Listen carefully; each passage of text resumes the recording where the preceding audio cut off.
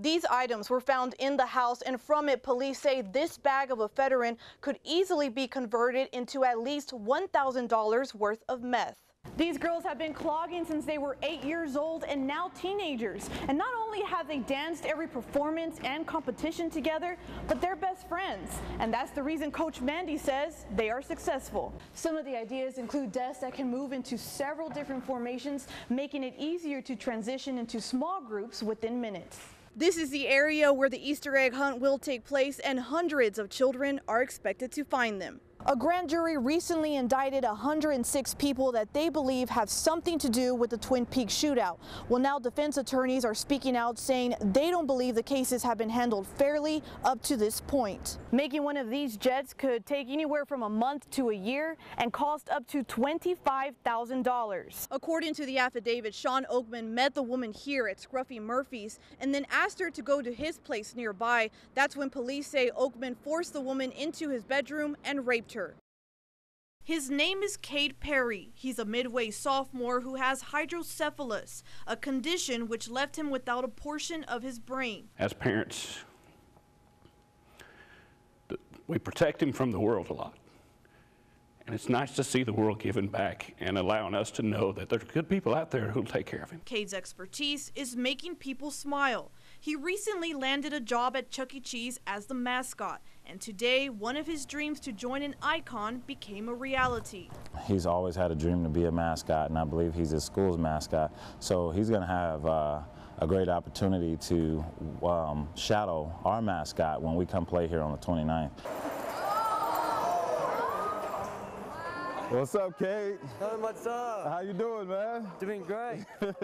The two bonded fairly quickly. After Buckets gave him a few souvenirs and showed him some basketball tricks, Cade had some of his own moves to show off. Hey, happy win. Yeah. If you plan on going to Friday's game, you will see Cade assisting Globey and getting the crowd hyped up. And he even has his own mascot name that he will go by. It's K-Money.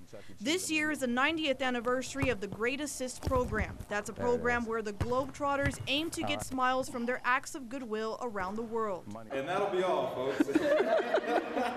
Okay. This is K-Money and Buckets. Sarah Macias, Fox 44 News at 9.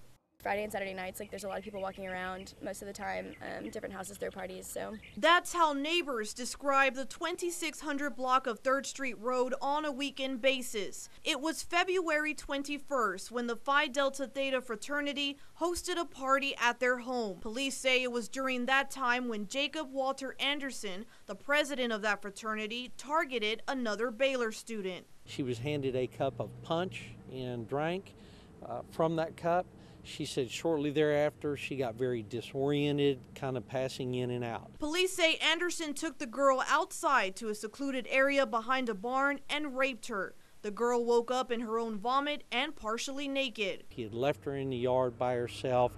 She realized what had happened to her, was able to make her way into the house where she found one of her friends, told her friends what occurred, and that friend immediately took her to the hospital. A warrant was issued for Anderson's arrest. Police say shortly after that, Anderson turned himself in. Honestly, I would think that someone would see it and kind of stop it from happening, whether that be another girl or a fraternity brother, but I think it's just really shocking, given the circumstances. After reaching out to Phi Delta Theta International Fraternity, Mike Walba, the director of chapter services, said in an email, as a result, the chapter's operations have been suspended to further investigate the event. She was put into a position where she very easily could have died in that backyard by herself. This incident comes after the recent spotlight on Baylor University's sexual assault cases involving athletes, and after the survivor stand visual that took place outside of President Kinstar's home. People also have to realize that this happens everywhere. It does. It's not just Baylor, it's not just colleges, it's everywhere in the world. There is an ongoing investigation into what was in the victim's system,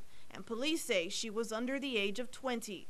In Waco, Sarah Macias, Fox 44 News at 9. Police say an 18-year-old Temple man stole a car from another man at gunpoint at Jeff Hamilton Park. That's when he took off speeding and a Temple officer noticed and started to go after him. Police say the man hit at least 130 miles per hour on I-35 North before crashing into a guardrail between Bruceville Eddy and Lorena. At that time, he led police on a 3-hour foot chase in a nearby wooded area. He's scratched up a little bit. He's dehydrated, but he's going to be fine. The man was caught about a half-mile away from the accident. It was the canines who led the 18-year-old to police. He ran toward the Woodway officer, and the Woodway officer got him in custody with no problem. Police will not release a teen's name until further investigation is done, but they do say he will face evading arrest charges with more pending. Seems like he's very remorseful, but he did do what he did, and he told me he thought he was okay because the helicopter had left, but the canines did not give up, and that's what we have the canines for, and they did a good job. In Bruceville Eddy, Sarah Macias reporting.